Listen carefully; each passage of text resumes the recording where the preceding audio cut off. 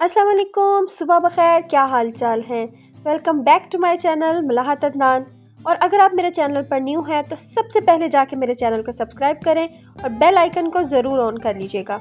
और अगर आपको रेसिपी पसंद आए तो इसको ज़रूर लाइक करिएगा और अपने फ्रेंड्स और फैमिली में ज़रूर शेयर करिएगा। चलिए जी, चलते हैं रेसिपी की तरफ।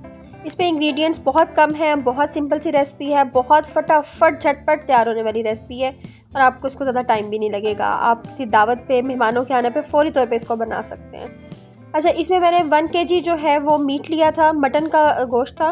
इसको आपने सिंपली ऑयल में पहले अच्छी तरह से फ्राई करना है। इसको इतना फ्राई करना है, इतना फ्राई करना है, इतना फ्राई करना है कि इसका कलर जो है वो थोड़ा सा चेंज हो जाए। इससे ज़्यादा आपने इसको कुछ नहीं करना है। और जब इसका कलर थोड़ा सा चेंज हो जाए तो फिर आपने इसमें अदरक लहसुन का पेस्ट डालना है और फिर इसको भी फ्राई करते जाना है, फ्राई करते जाना है और फ्राई करते जाना है। और उसके बाद अगर तो आपके पास टाइम है, अगर आप नॉर्मल घर के लिए खाना बना रहे हैं तो फिर आपने इसमें पानी डाल के इसको पकने के लिए रख देना है। और अगर आपके पास टाइम ज़्यादा नहीं है, आप किसी दावत के लिए खाना बना रहे हैं या आपको ज़रा भी जल्दी है, तो आप इसको प्रेशर कुकर में भी गला सकते हैं। उसके लिए डिफरेंट होता है, कुछ गोश्त जो है वो 20-25 मिनट में गल जाते हैं, कुछ 15 से 20 मिनट में और कुछ आधा घंटा लेते हैं गलने के लिए। तो इट डिपेंड के गोश्त कैसा है, फ्रेश है, फ्रेश करवा के लाए हैं या आप उसको फ्रिज से निकाला है, फ्रोज़न है, तो वो थोड़ा सा डिपेंड करता है।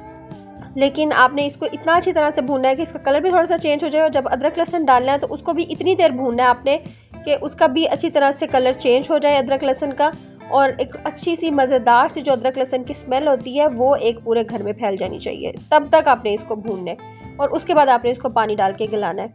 और वो मैंने आपको पहले बता दिया कि दोनों ऑप्शन हैं आपके पास, कि चाहे उसको प्रेशर दे लें और चाहे आप उसमें 2 गिलास पानी डाल के उसको आधे पौने घंटे के लिए या मैक्सिमम आपको 1.5 घंटा लगता है इसको गलाने के लिए। It depends on time. और अगर आप इसी रेसिपी को फॉलो करेंगे जैसे मैं बना रही हूँ, कोई इसमें चेंजिंग नहीं करेंगे, सेम यही स्टेप्स रखेंगे, तो आपको बिल्कुल रेस्टोरेंट वाला फ्लेवर आएगा। बस फ़र्क इतना होता है कि वो छोटे बर्तन में बना रहे होते हैं और हम थोड़े बड़े बर्तन में बना रहे हैं, बस इतना फ़र्क आता है। चलिए, जब तक हम गोश्त को प्रेशर पे लगाया हुआ है उतनी देर में हम अपने टमाटर साथ में काट लेते हैं। और टमाटर जो हैं वो आपने तकरीबन 1 किलो गोश्त में 4 से 5 बड़े बड़े टमाटर आपने डालने हैं। इसमें आपने प्याज बिल्कुल भी नहीं डालना, मतलब पास से भी नहीं गुजारना, इस तरह का आपने इसमें करना है। और इसमें सारी ग्रेवी जो है वो टमाटरों के साथ ही बनेगी। टमाटरों की अगर आपको ग्रेवी ज़्यादा पसंद है सालन के अंदर तो आप इसको कढ़ाई में थोड़ा से ज़्यादा टमाटर डालें। अगर आपको नॉर्मल पसंद है तो इतने भी काफ़ी हैं जितने मैंने डाले हैं। तकरीबन 4 से 5 बड़े बड़े टमाटर थे जिसको मैंने हाफ़ काट के और उसके ऊपर गोश्त के ऊपर रख दिया। अच्छा, ये प्रेशर से निकालने के बाद मैंने इसको वापस में कढ़ाई में ही कन्वर्ट कर लिया था और उसी के अंदर मैंने दम में दे दिए हैं टमाटर।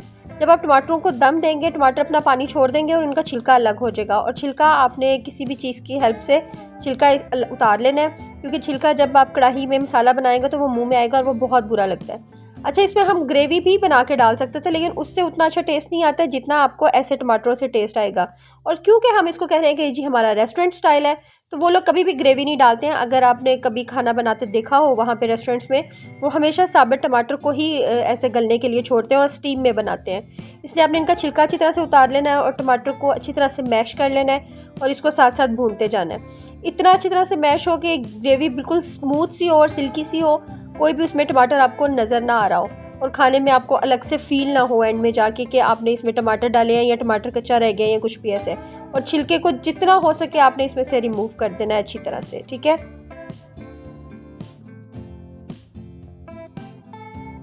अच्छा, ऑयल इसमें आपने ना अपने हस्बे ज़रूरत रखना है। हम लोग ऑयल बहुत ज़्यादा पसंद नहीं करते हैं, इसलिए मैंने थोड़ा सा ऑयल कम रखा था, लेकिन तकरीबन 1 कप कुकिंग ऑयल मैंने इसके अंदर डाला था।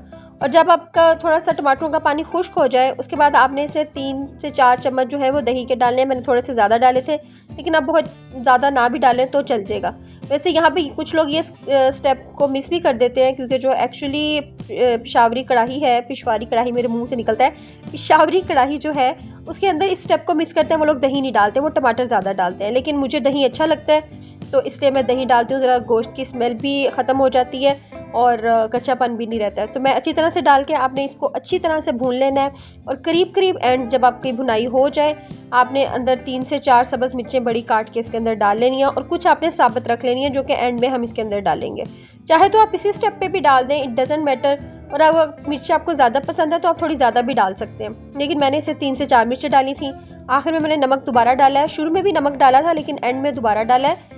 اور کیونکہ آپ کو تھوڑا سا فلیور کا آئیڈیا نہیں ہوتا کہ کتنا کم زیادہ ہو رہا ہے. اچھا اس کے اندر اور کچھ نہیں جائے گا, صرف نمک اور کالی مرچ, یہی 2 اس کے انگریڈینٹس ہیں, نمک اور کالی مرچ, اور تھوڑی سی میں نے اس کے اندر کٹی ہوئی لال مرچ ڈالی ہے, لیکن وہ بھی اس ٹائم پہ جب یہ پکنے والا ہو چکا ہوا تھا. ٹھیک ہے, اور باقی اگر آپ کو مرچ کم لگ رہی ہے تو آپ تھوڑی سی چکھ کے اس کے بعد ڈال لیں, ایک دم سے اندر ساری مرچیں نہ ڈالیں,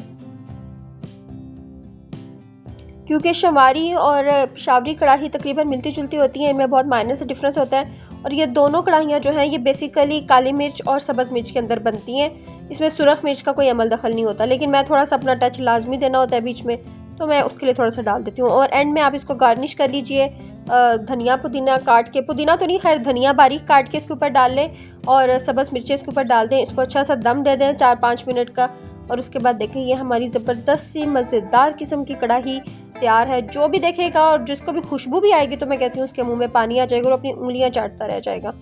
اور آپ گھر میں ضرور ٹرائی کریے گا اور مجھے اینڈ میں ضرور اپنا فیڈ بیک دیجیے گا. اور اگر آپ کو ویڈیو پسند آئی ہے تو اس کو ضرور لائک کریے گا اور دوسروں کے ساتھ شیئر بھی کریے گا, اور میرے چینل کو سبسکرائب بھی کر دیجیے گا. دعاؤں میں یاد رکھیے گا. کل ملیں گے ایک نئی ویڈیو کے ساتھ. خدا حافظ. خیر خیر.